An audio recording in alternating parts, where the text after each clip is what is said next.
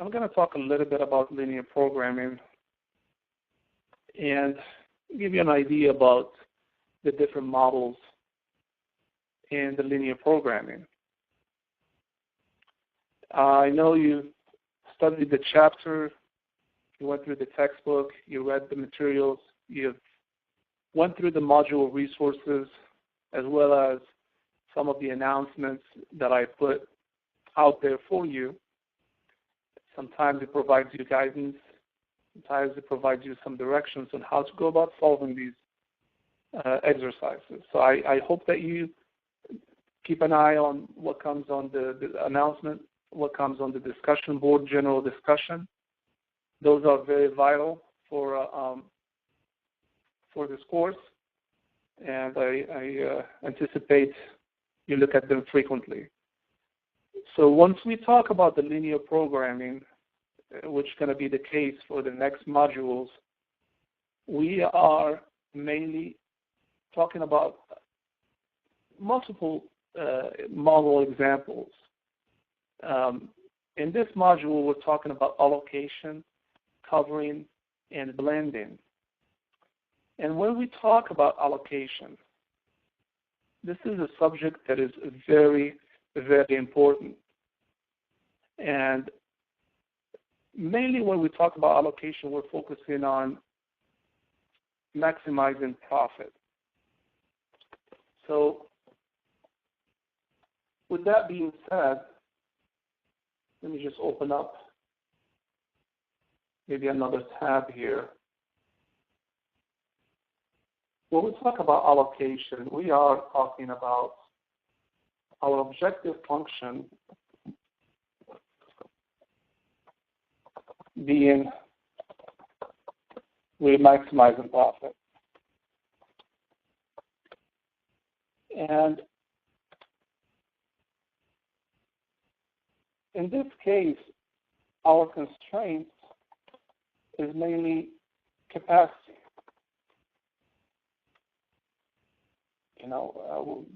The thing that limits the profit from going any higher is capacity. We can't go beyond what we're capable of. When we talk about covering model, we are talking about minimizing costs. And the constraints could be truly nutrition. It could be any type of requirements that prevents us from minimizing the cost any further. And when we talk about blending, we are talking about maximizing and minimizing. We're talking about a hybrid of the two.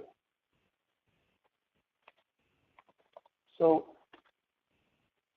in this case, for blending, we take into account the weighted average.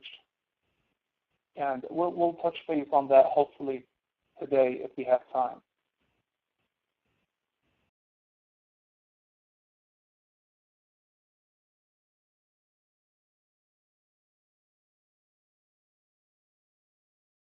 But let's cover one of the examples for allocation. And soon enough, you'll be introduced to what we call the network model. And all of these are part of linear programming. Okay?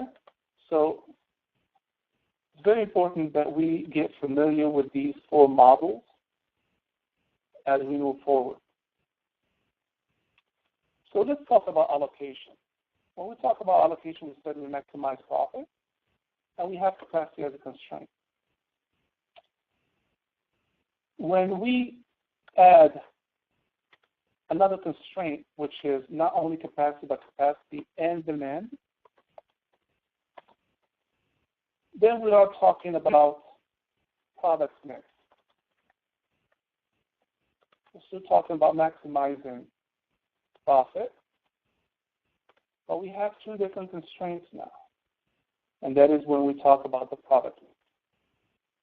So it's quite similar to the allocation, but it has an extra constraint to it. So let's cover one example here. And the example I have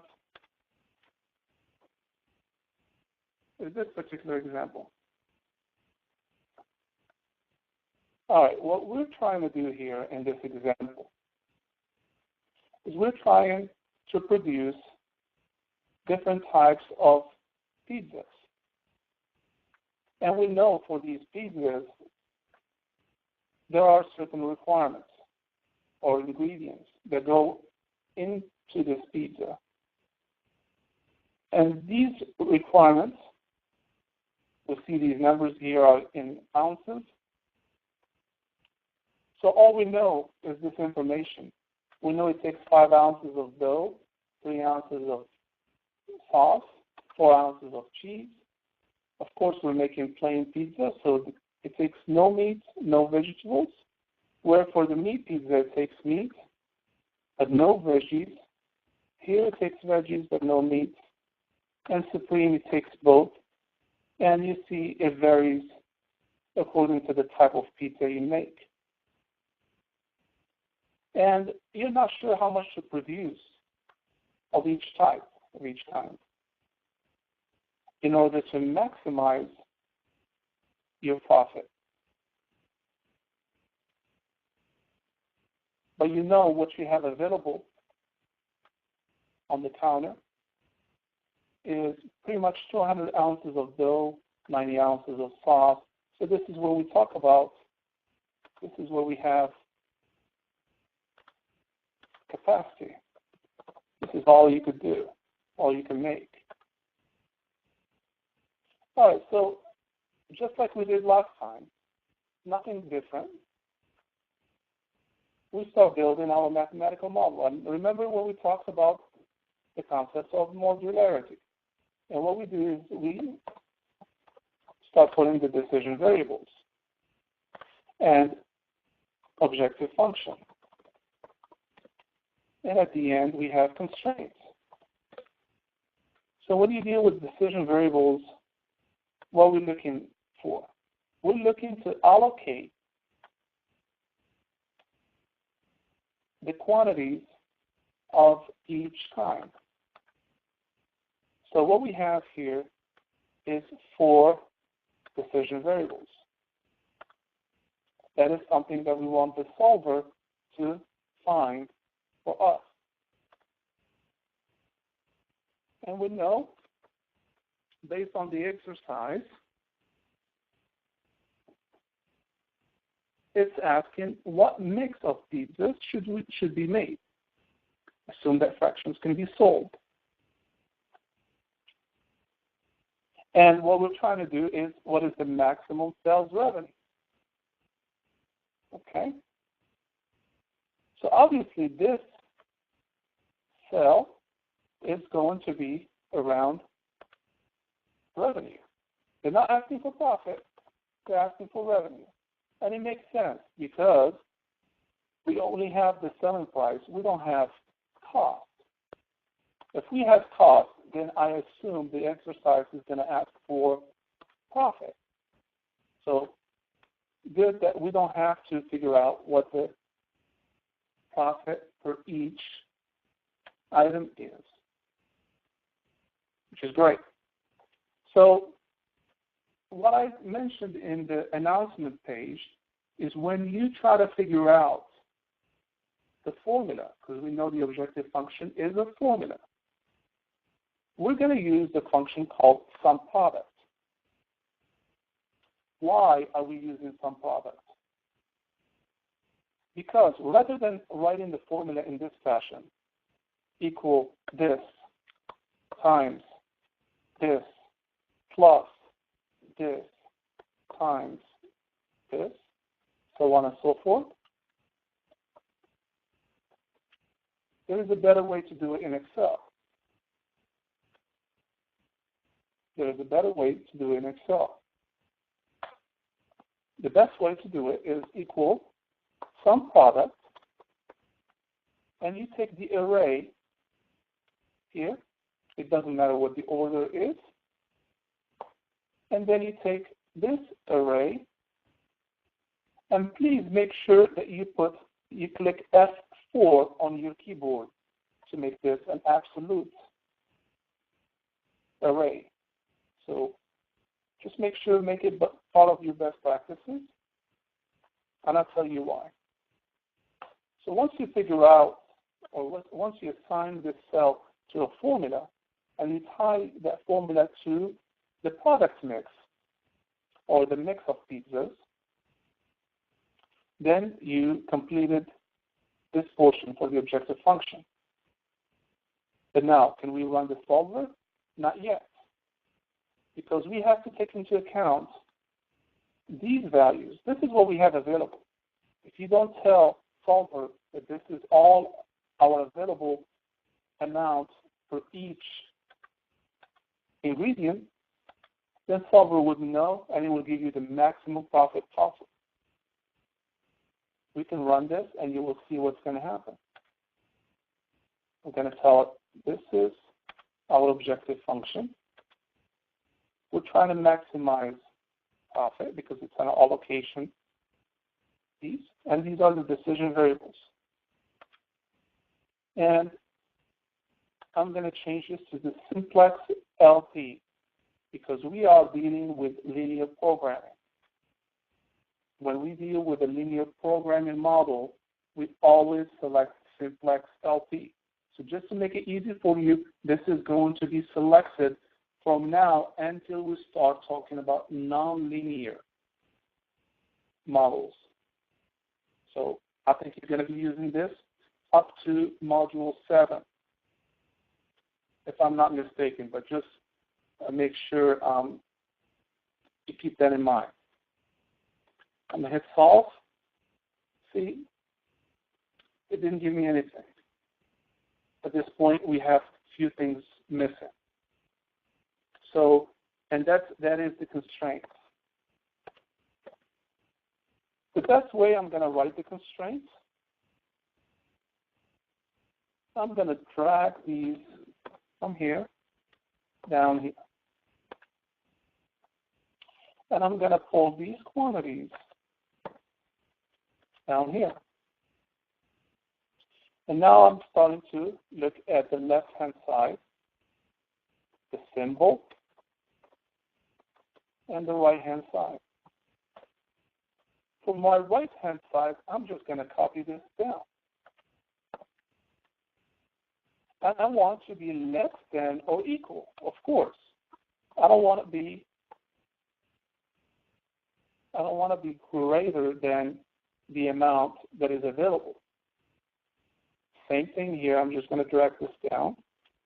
I'm writing this just for the sake of making it easy for me when I try to run solver. I know what my symbols are. So it's a very good practice to write what you're trying to set up in solver. Right-hand side is basically your constraints. Left-hand side is a formula. Remember that. It's always a formula. And what we're going to do in this constraint piece is we're going to do the same formula we used here, some product. Because what we're saying is whatever the quantity here and here, multiplied by the quantities here, have to be less than 200 ounces. And that's how we write it. We do this array times this array. And like I mentioned, hit F4 to make this absolute values, and you will see the dollar signs like these. Close the parenthesis, and now it's easy for you to drag it down. That's pretty much all you need to do. If we didn't have the dollar signs, and we select this, and we just hit enter, when we drag this down, what's going to happen? We're going to be looking at this against Yes. Watch that. See that? You'll see this is selected. For the next one, and that's not what we want. We want to always refer to this portion. I know some of you knows that. I want to make sure that everybody gets it and remember to do it as part of your work going forward. So I'm just going to drag this down. Am I done? Yes, absolutely. I'm completely done right now. All I have to do is I go over to Solver, and I leave everything the same. The objective function is still here. We're trying to maximize profit and changing these decision variables. And I'm going to add the constraints. Rather than adding one at a time, all you have to do is take the left-hand side, make sure that the symbol is the same when you try to select multiples at one time. Less than or equal. See, it's easy for us to tell. And then the constraints are these. I find this to be very useful playing with Solver. So once I do that, and I click Add, or I click OK, whichever. Now I'm back at this screen. Now I'm going to hit, I make sure that I go from nonlinear to simplex LP, and then I hit, make sure also this is selected. This is very important.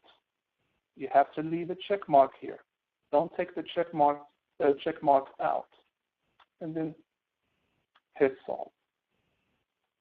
Solver found a solution. All constraints and optimality conditions are satisfied. Keep Solver solution. And now we came to the final answer. We click Answer Report. We hit OK. And we're pretty much done. Let's look at the answer report. Here's the answer report. And here's our model. It's saying that we're going to generate about $400 revenue, and we only have to make, let me fold these down here so it'll be easy for you to. We have to make 0 plain pizza, 10 meat pizzas, and 20 supreme. See, if you were just looking at it visually, you will be saying, I need to make only supreme and veggies because the selling price is higher on both. But look what the optimality or optimization through Solver provided as a mix of pizzas that should be made. 20 supreme, no veggies, 10 meat, no plain pizza. With supreme taking a high priority.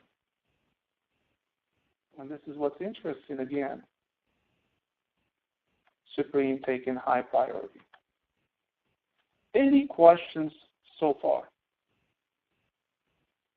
Let me go back here and make sure.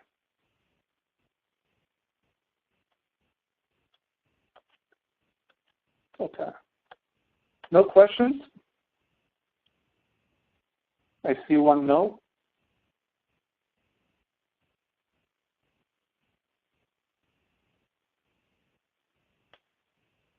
Okay, I see one question here. What are you looking for when we do analysis in answer report? That is an excellent question. Let's go back to the answer report. Okay. There are a lot of good information in the answer report. And let me tell you that in Module 2, there are some questions around scarce variables or scarce variables. The scarcity, I would say. Pardon my accent. And what are we looking for in the answer report? We are looking for the constraints that are binding and those that are not binding. For example, if I am your boss, your manager, and I tell you, is there any way you could improve this revenue? I am not happy with that $400. And if you need more money to buy any of these ingredients, I'll give it to you right now. And you're like, oh, wait a second. I'm not sure. I'm not sure what ingredient I need to add in order to maximize my revenue. Could anybody tell me what is one or two ingredients that should be increased in order to make impact on the revenue? Maybe you could use the chat room in order to answer that. What are some of the ingredients that should be increased in order to maximize the revenue? I'm seeing veggies, cheese, and sauce. Okay, let's look. Sauce, whoever said sauce is right. Whoever said cheese is not right. Whoever said veggies is right. And the best way to see that is you see these two variables. The left-hand side has met the constraint. It's binding to the constraint. It's limiting the profit from going any higher. 40 and 40. There is no slack. 90 and 90. There is no slack. Where this one, there is a 10 ounces slack from meeting the constraint. So we said sauce and we said veggies. Without having to look at it from here, you can go to the answer report and you will see it right here. Sauce, veggies. See that? Binding, binding. And here's what we talked about. Whoever said cheese, we said there is a 10 ounces slack. 10 ounces slack. So you could see that, look, it tells you what are the variables that are limiting your profit and are considered scarce variables or scarce variables, whatever. And there is a 50 ounces slack here, 10 ounces slack, and 5 ounces slack. Let's do an experiment. Remember this value? I'm going to write it down here. I'm going to come here and just change this. Let's say whoever said sauce, I'm going to increase this constraint from 120 to 140. Let's see if that makes an impact on the optimum value. Nothing. Nothing changed. But if I change this to just 110, guess what? There you go. Now, we could look at it and see which one has become a binding variable. Now we got new binding variables. We got sauce still, meat, and vegetables. So meat has become a scarce variable. I'm going to change this to 100. Let's see what happens to the optimum. Increased. Now there's a slack in meat, and you see how the game kind of plays itself. But at least you know, based on this, how to make some decisions. Confident decisions. And this is what happens in manufacturing and in the service sector, where people are adding resources in the wrong or to the wrong variables. And that's why they're not seeing an impact to the bottom line. Where now you are capable of driving improvement to whatever adds value. And this is the importance of this module and this course. So I hope that answers your question, Brittany. And let me see if there are any more questions.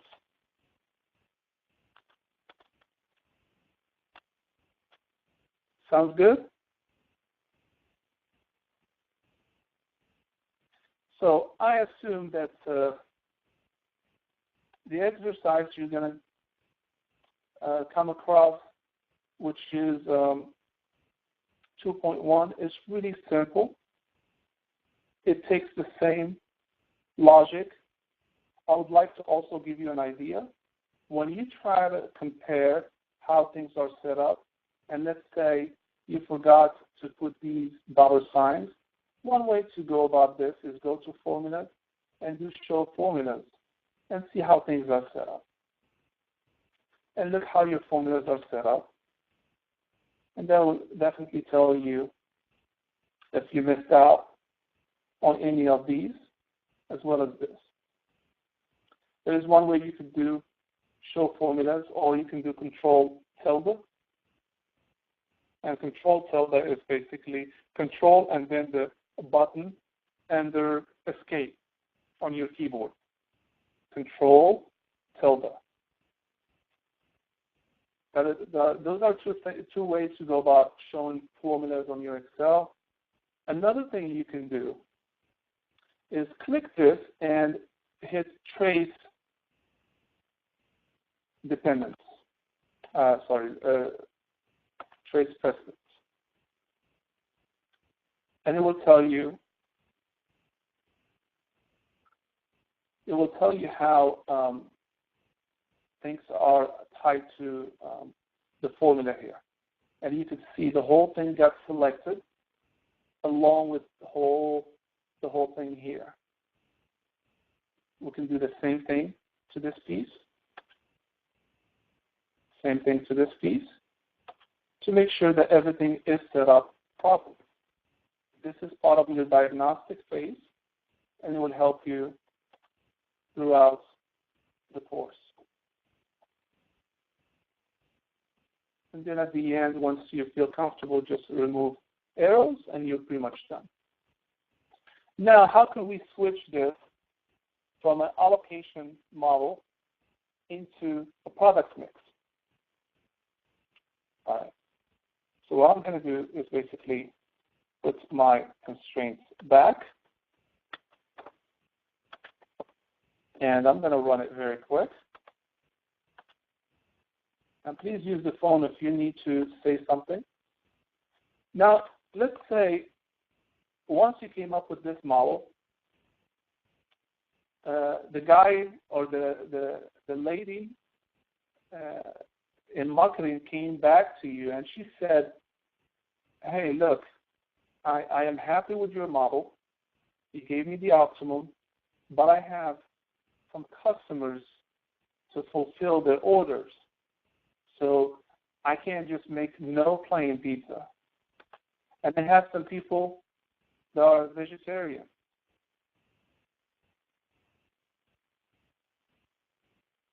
And they can't eat meat or supreme.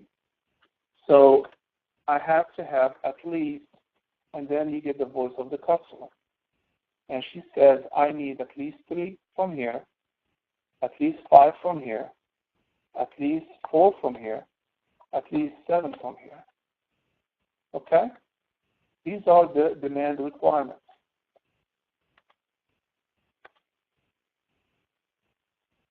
Perfect.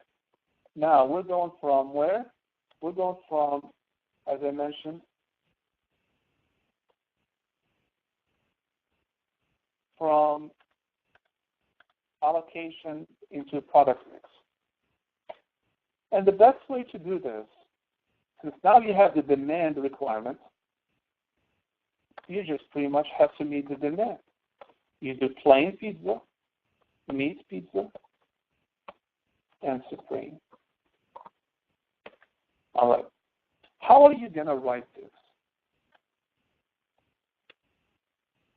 The way we write the demand requirements anytime you hear the word floor or ceiling, meaning that we have to be greater than or equal, or we have to be less than or equal.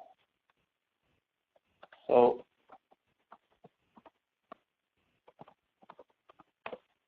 right? Sorry, great. So when we deal with situations like this, when we have to fulfill a demand requirement, in this case what we do is pretty simple. We say, I need to be, meaning 3, 5, 4, 7. These are my constraints coming from the voice of the customer. And I have to be greater than or equal to these amounts. I have to. So, of course, I know it's going to be a sum product, and it's going to be a sum product of this against this. F4, and do this, drag it down. And the way I write this is, I know some product is going to take whatever here multiplied by whatever mix I come up with. But I'm only interested in the plain pizza to be less than or greater than or equal to 3. The way I write this is I make this a 1, and I turn these off by putting a 0. This is the way I make this times this, whatever quantity comes up, has to be greater than or equal to 3. The rest, I don't care for, because it's going to 0 out. For the next one, the way I will write this is 0, 1, 0, 0. 0, 0, 1, 0. 0, 0, 0, 1. All right. And by doing that, I pretty much set up my constraints for the demand. Now I'm ready to run solver. And I go back here, and I have to add what I just did. Add the quantities. But this time I have to change my symbol to be greater than or equal to the quantities. And then I do OK. I leave everything the same, and I just hit solve. Solver found the solution, all constraints, and a finality are met. I'm going to select answer report, hit OK. As you can see now, we fulfilled the demand requirement for plain pizza. We got more than what we wanted for meat. We just got enough for veggies, and we got 14 for supreme. It kind of goes along with what we came up with earlier. Earlier we came up with supreme and meat only, but in this case we just barely met the requirement for plain and veggies, and the rest we distributed according to meat and supreme.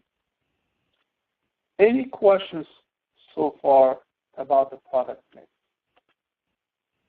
Let me just kind of go back and see if any questions around what we just did.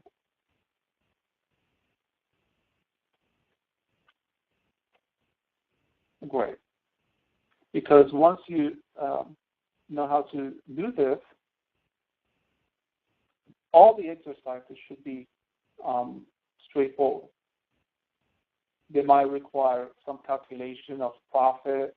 If you have price and cost, just figure out what the profit will be, right? Which is selling price minus cost.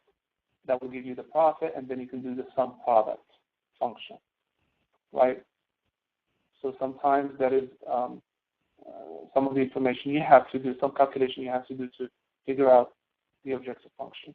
Or do you use sum product instead of just pointing the left-hand side of the demand to the decision variable cell?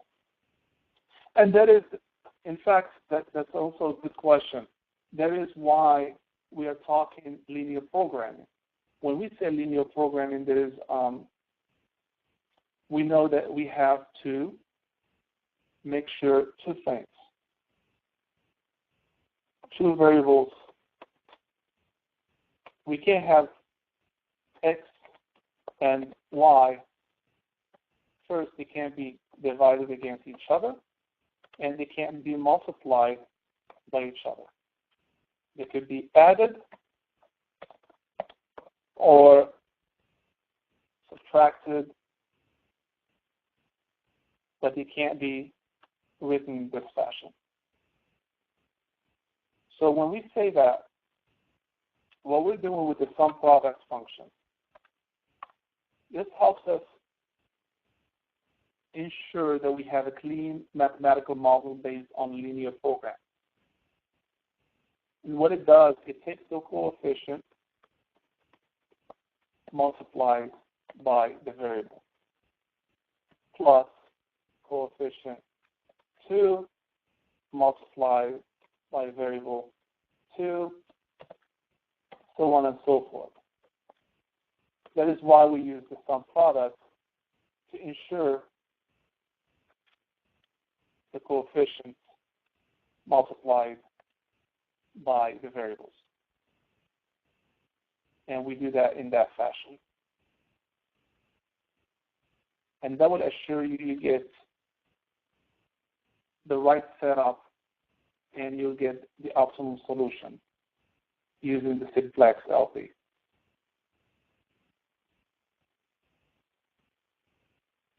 Yes, but it would be best practice to get used to it and start using it, because that will definitely assure you get the right answer.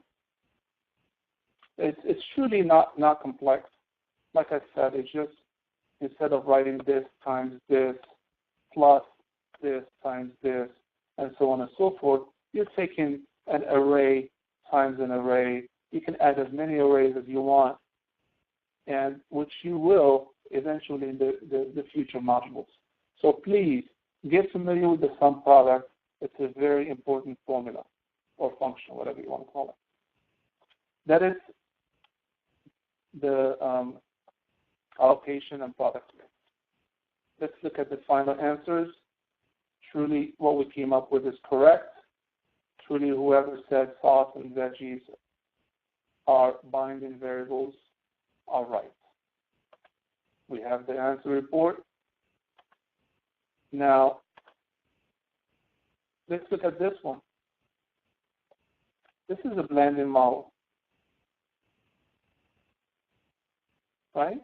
And what we're trying to do, same thing, finding the mix for all these three items. These are the decision variables. And we know what the cost is. So the cost for each.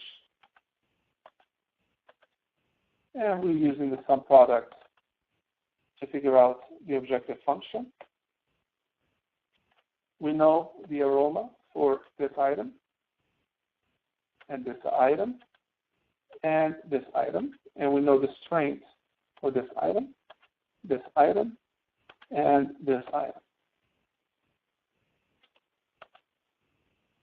So we're using sum product and sum product here. We have a target that we have to fulfill. Now, when we set up the constraints for a blending model,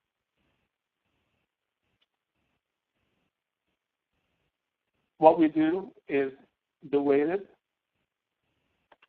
Let's go and look at that very quick. So the allocation model, we talked about it. Profit, constraints, is capacity. Product mix, we talked about it. The covering model, we also talked about it. You have cost subject to greater than constraints on required coverage.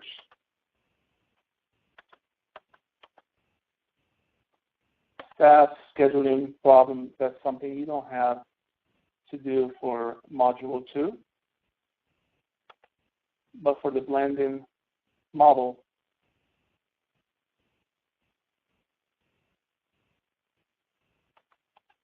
I want to show you very quick. For our exercise that we are looking at, you have the aroma rating is basically something that you have to find the weighted average for. And the way you do it is in this fashion. Then you write it in this fashion.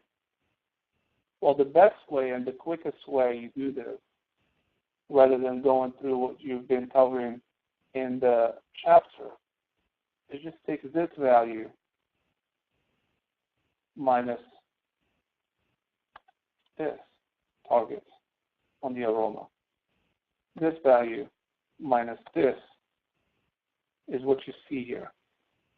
So for this B item, you take 75 minus 78, 60 minus 78, 85 minus 78, 7. For the strength, you take 15 minus 16, minus 1, 20 minus 16, 4, 18 minus 16 is 2. And of course, the right-hand side becomes a 0. So you just have to know whether you're dealing with the blended model or you're dealing with the other models. If you are dealing with the blended model, you have to use some of these weighted averages, and I'm showing you how to go about it right now. And your right-hand side will be 0 once you go through this exercise of taking this minus this, 15 minus 16, and plug in the numbers down here. For the outputs, they're no different than the demand requirements that we just set up in the previous example. So this is pretty familiar to you. Here, if you want to write the outputs for all of them to be greater than 4,000, this is how you write it: 1, 1, 1, and you use the sum product. It has to be greater than 4,000. But the output or the supply for each, you'll write it in this fashion: 1, 0, 0, 0, 1, 0, 0, 0, 1, and then the constraint requirement for each item. But for the total, if you want to write, if you've got another constraint for the total amount to be greater than 4,000, then you write it in this fashion. And there are some exercises you have in problem set 2 that needs to be set up in this fashion. So this is the blending model. The good thing is you don't have it, an exercise around blending. The one that you do has percentages. So for those percentages, you don't have to do any further calculation. You just take them like we did just like we did here. We copied and we pasted. I don't know what exercise has the percentages, but all you have to do is copy and paste and then put your constraints and use the sum product. Nothing else to do other than copying and pasting and making sure you add the demand quantities, the ceiling, the floor, the total output, any kind of requirements of that nature. Just set it up into 1, 0, 0, 0, 1, 0, 1, 0, 0, so on and so forth. And then for the total quantities for all, for example, if you have to be a grader of whatever, you want to make sure the total output is, you write it in this fashion: 1, 1, 1, 1. And whatever that quantity has to be, for example, you have to be greater than 25, then you'll write it in this fashion. Does this make sense? We're trying to go through this very quick, and I'm trying to make sure that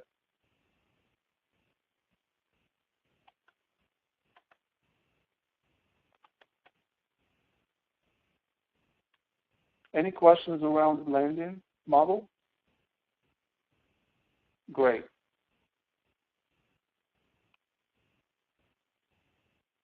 So the blended model, you've seen how we went about doing this in a quick fashion. It's just by doing a subtraction, which you all can do easily, like we did for this exercise. So you don't have to do all this formula to come up with these numbers here. But you just have to figure out that what you're dealing with is not an allocation, is not a covering, it's a blended model, which, to make it easier for you, none of the exercises you'd be dealing with in the problem set has to do with this formula and with this calculation. Everything is straightforward, which is great, but it's really good practice to be able to do this on the fly. If we look at this one, it's the cost. We're dealing with cost. And, of course, instead of less than or equal, it has to be greater than or equal when we're dealing with covering. Unlike the one we did here for the allocation, less than or equal, here it's greater than or equal. This is the difference. So this is greater than or equal. I'm just going to write it down like this. And for the allocation, mostly you're dealing with, less than symbols or equal.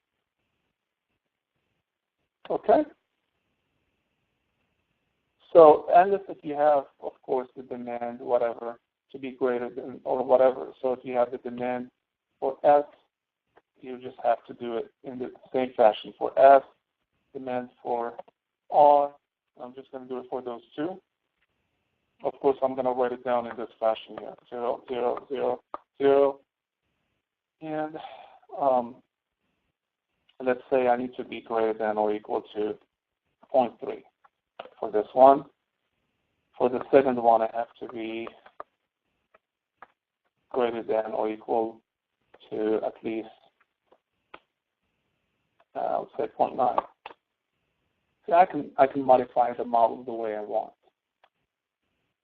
This is how you set up the demand. And if I want to know, if I have to be, for all of them, I have to be greater than 0.18, let's say, I can just do demand for all has to be greater than 18, so I write it down like this.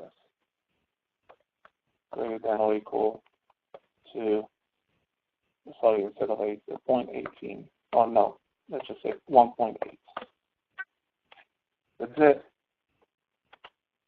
And when I try to throw the model in, I just go to data, solver.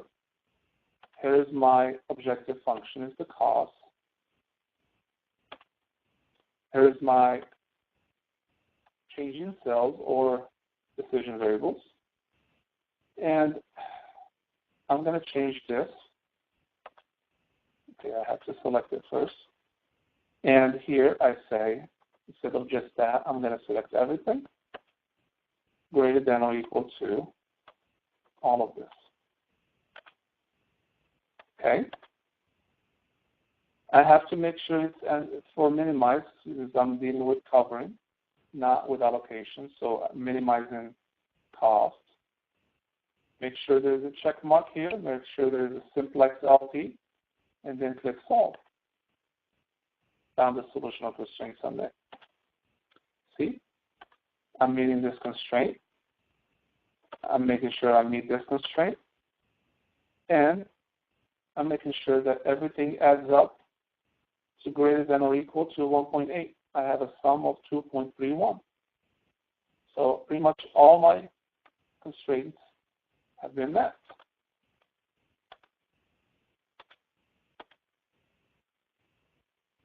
Pretty simple. So this is the covering model. And if you look at show formulas, pretty much all the formulas you see here, most of them are sum products.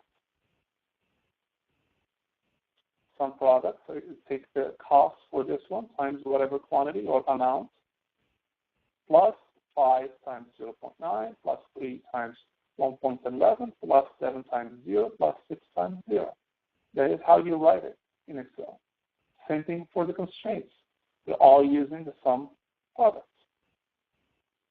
When you get into Module 3, you're going to be using the sum function as well, along with the sum product. So very few formulas. Another formula that I would like you to get familiar with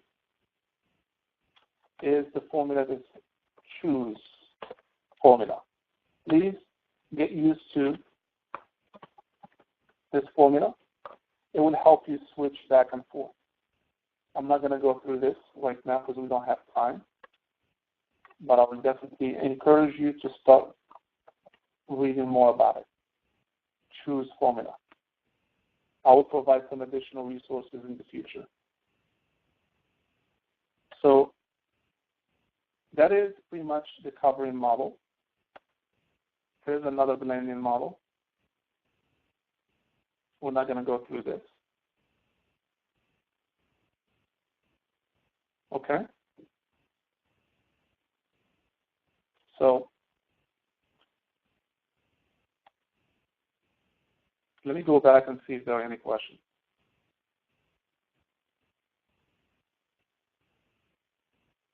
Okay, good. So in summary, just make sure that there are 3 models for this module, allocation, or product mix. And we know we're trying to optimize profit for both by taking into account the capacity. Capacity will be what shows up on your constraints,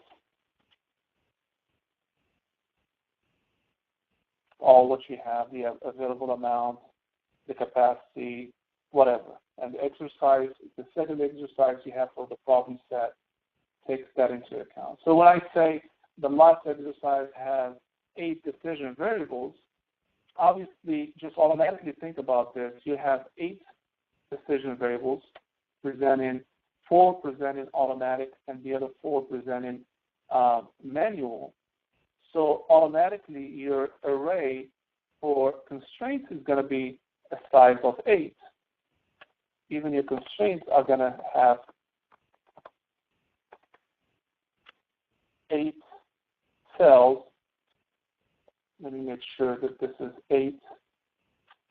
1, 2, 3, 4, 5, 6, 7, 8. And automatically, once I'm at this cell, I can put the left-hand side, the symbol, and the right-hand side, whatever the constraint is. This one is going to be a sum product, and I just have to figure out how to set this up against my decision variables that I mentioned to you. If I'm dealing with quantities or the output for each item, I just need to make sure that is it going to be 1, 0, 0, 0, 0, 0, 0, 0, or is it going to be 1, 1, 0, 0, 0, 0? It depends on how you set things up. So make sure you just set up your constraint properly. And but this is how all of them are going to look like. They have to have the same size compared to the number of decision variables. And the objective function will also take whatever dollar values, whether it's cost or selling price or the profit, and it has the array for that has to be the same size as the array for the decision variables. Same thing we're doing here. See, this is matching the size of this. And this is matching the size of this. There are tons of examples. The chapter 2 in that hyperlink that I sent you guys, please go through these exercises. I mentioned in the announcement page what are similar exercises that could help you set up the models. I mentioned the same thing for Module 3, and they're all straightforward. Nothing out of the ordinary.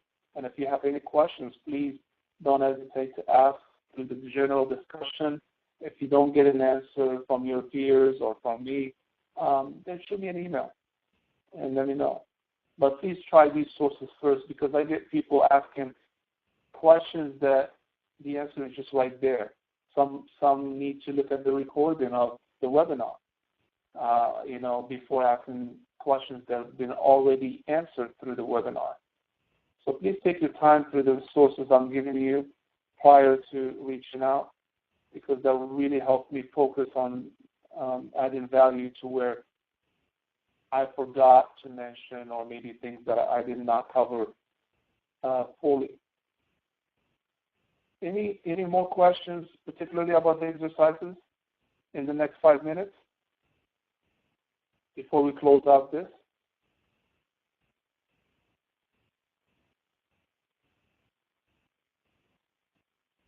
So we'll leave these for just the exercises. Next 3 minutes left. So if you have any, yes, please.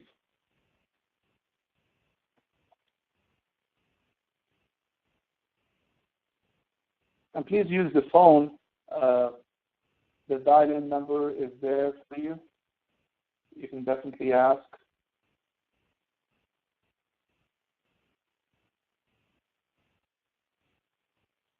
That's a good question. Does the automatic portion include manual fabrication? No.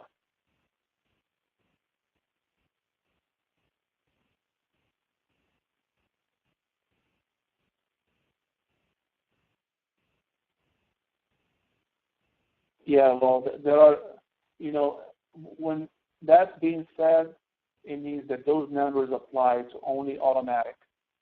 They don't apply to fabrication. So use the numbers that correspond to the department for manual fabrication, and use the numbers that correspond to the department that deals with automatic fabrication. So manual fabrication will have 3 constraints plus whatever the demand outputs, whatever. And automatic will have 2 constraints plus whatever the demand requirements. And in fact, it's truly copy and paste. When I look at the, hold on one second. When I look at stuff like 2.14, right?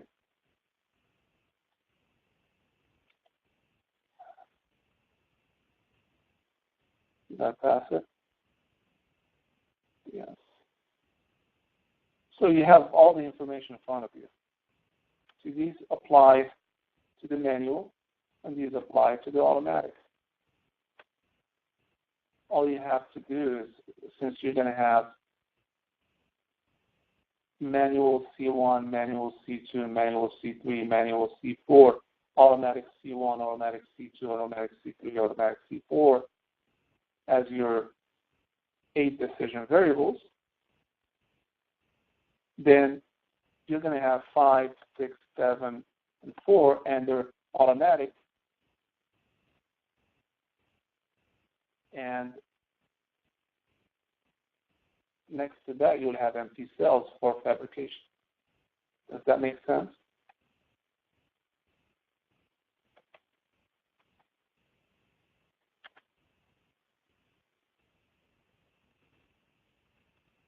So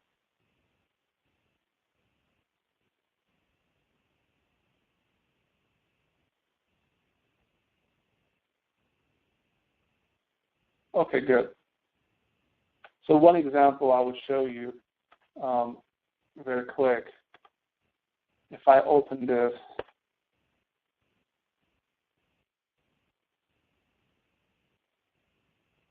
if it does open up, it doesn't.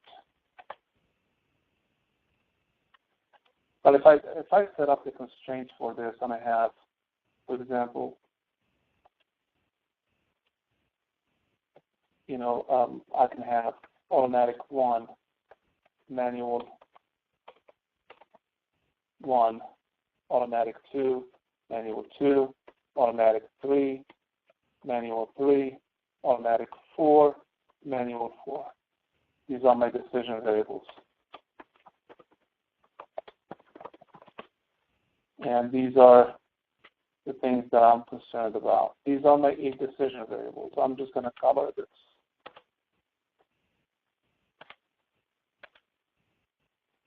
Okay? Well, I mean, I have this set up in this fashion. If I write the constraint for the first one, manual fabrication, I will write it this way.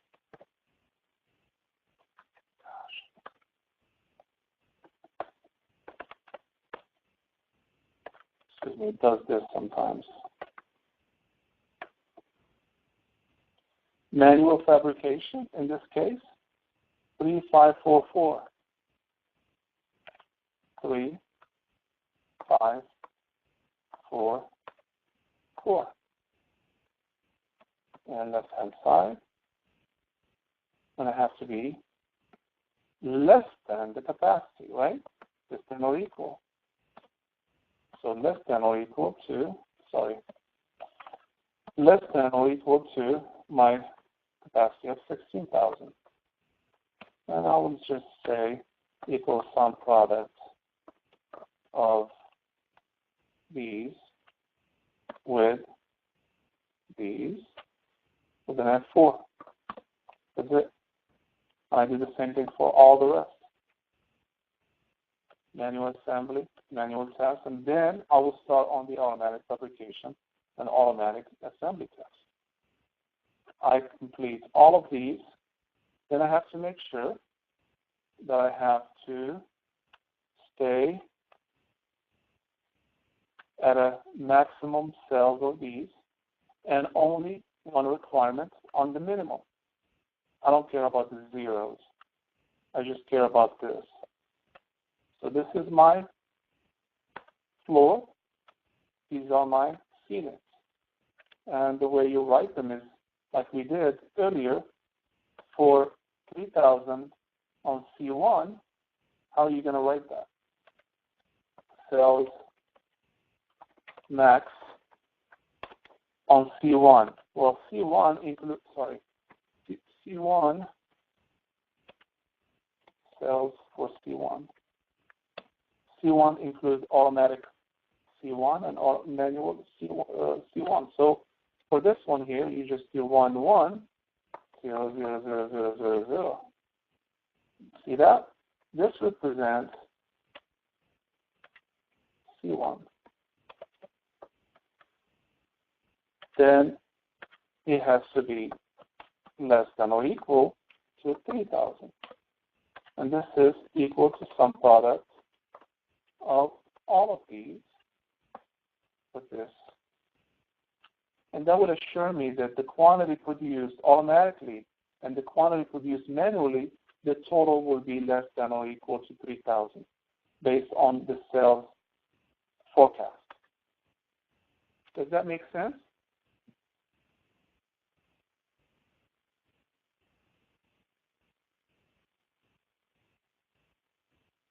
Okay, great. Well, you all have a great night, and I hope this was very, very helpful to all of you, and I wish you the best, and I look forward to your turn-in assignments.